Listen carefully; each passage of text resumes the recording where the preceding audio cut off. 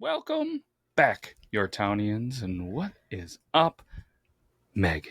Hey.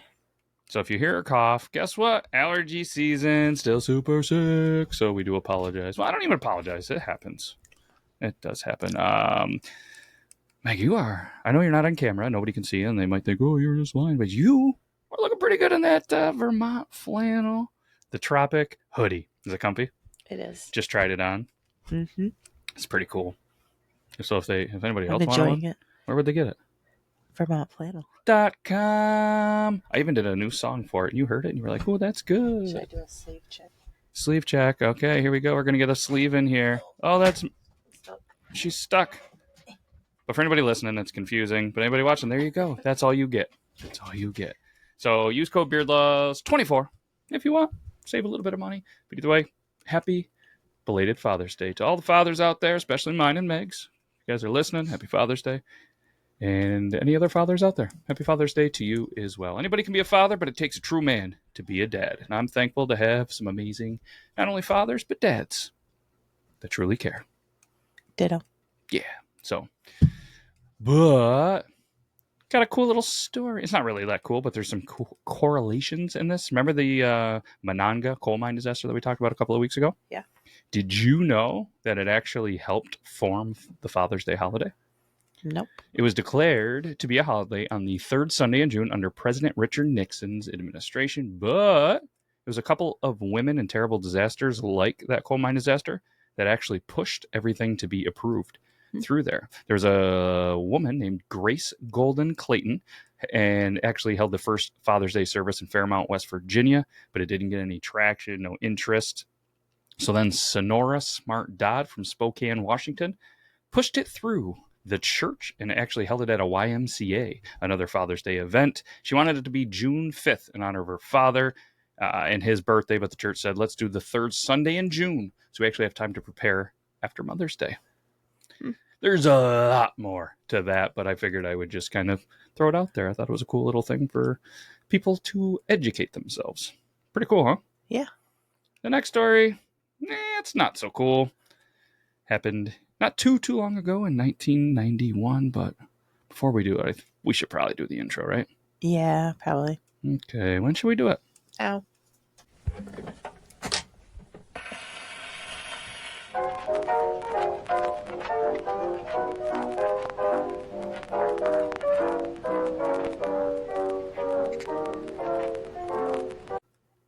We're back, and it's June 16th, 1991. Well, most people were celebrating, Father's Day, or maybe getting ready to see Naked Gun 2.5, The Smell of Fear in theaters. A tragic incident occurred in Denver, Colorado. Colorado? What is Colorado? Is that like California and Colorado? It was just Denver, Colorado. Put yourself together. I'm trying. I was getting excited for I was reading ahead because I've been wanting to always do this in episodes, and I've remembered to put it into the notes. And then I made up a word. Denver, Colorado. You might have heard of it. But please be aware that today's episode contains descriptions of violence that may not be suitable for all listeners. I'm so excited and I butchered. All right. So we're actually exploring a tragic event that shook Denver to its core. It was the Father's Day Bank Massacre, a horrific crime that obviously took place on Father's Day, which was the 16th, which ironically, it's the 16th at the time of the recording, and this year's Father's Day as well. It was a bright Sunday, just like probably a decent amount of them are in Denver. Never been, but heard it's nice. And the employees and customers at the United Bank Tower in downtown Denver was a day that they'll never forget, and unfortunately did end in bloodshed. It just left scars throughout the community. And let's just go ahead and set the scene. The United Bank Tower, now known as the Wells Fargo Center, was one of the most prominent buildings in Denver's skyline again in 1991. And on the fateful day, the bank's doors were open for business as usual. But what transpired next was far from usual. 4 a.m. that Sunday, an alarm went off in a basement storage room at the United Bank Tower, and records showed a guard in the control center tower turned off the alarm and took no further action. It is unknown to this day if the incident had anything to do with what is about to unfold. But keep in mind, this is pretty important, that the United Bank Tower, at the time before this happened, guards were allowed to carry weapons. But a policy came through less than a year before the incident that actually made it so guards could not carry guns anymore. Huh. Right? So 9:14, 5 hours and 14 minutes or so later, a man claiming to be Robert Bardwell, who was or is a vice president at the bank, requested entry via side freight elevator. He used a street-level security phone to contact the bank's guard room.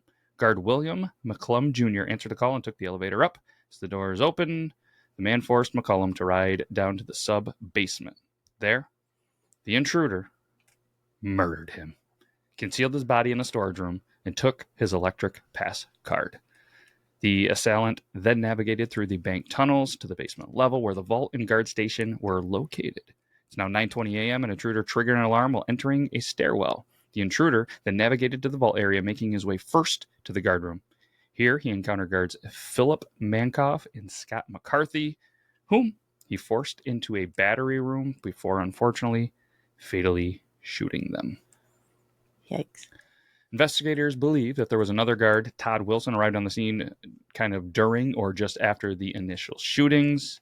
And tragically, Wilson was also shot and killed just a few feet away from where the other ones had already been executed. In their investigations, police discovered that the shooter fired 18 shots in total, striking his victims with every single one of them except for one. Notably, none of the 4 murdered bank guards were armed because, well, of that policy that we mentioned earlier. He then leaves the guard room, enters the vault, and the intruder carefully removed and tampered with evidence to erase any trace of his identity. He then seized 10 videotapes, bank keys, a 2-way radio, and several pages from the guard logbook. It's now 9:48. Electronic records show that the intruder opened the vault door. At that moment, 6 employees were on duty handling cash deliveries inside the vault. The intruder demanded that they cover their eyes and lie on the floor. He then instructed the senior vault manager, David Barranco, to fill a satchel with cash from the workstations. It's clearly Indiana Jones. He's got a satchel. Yeah. How could they not figure this out? But before, and I mean, he's escaping. But although Indiana Jones didn't really murder, did he? I don't think so. Not intentionally. I don't know. We'll have to rewatch it potentially. We'll ask Goop from the Body Wrong and the Triple T podcast. He's a movie guy. Before making his escape, the assailant forced the tellers into a small room near the vault, known as a man trap, and locked them in. And then leaves the scene at 9:56, according to the electronic records. Using a broken spoon found on the man trap's door still, the tellers were actually managed to free themselves 20 minutes later. Before leaving, the robber collected all the spent shell casings from his revolver. The only physical evidence left behind was the 18 bullets he fired. The surviving bank employees described the man being in his late 50s or 60s, wearing a gray sport coat, white shirt, multicolored necktie, blue or gray slacks, a brown fedora. It's Indiana Jones. And mirrored sunglasses. He also had a bandage on his left cheek.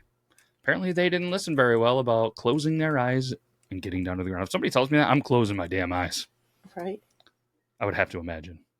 In the aftermath of the robbery, the investigation saw over 40 FBI agents and 24 detectives on the case. Investigators were puzzled by the robber's decision to not only take around $200,000, a small fraction of over $2 million available that was in the cash room and the vault. They were equally perplexed by the killer's decision to murder the 4 guards, but not murdering any of the civilians. I mean, that's an interesting one, right? Yeah. Almost, I don't know if not personable or whatever, but it, I don't know. I mean, they didn't apparently, cause any threat or, anything for that, but so then authorities, they quickly rule out the real bank vice president, Robert Bardwell, who's named the robber, obviously used to gain entry during the freight elevator. Bardwell did have an alibi. He was vacationing in the mountains with his family at the time. Early on, though, investigators suspected an inside job. There was also a theory that the robber could be a police officer, given the fact that he fired 18 rounds and only missed once.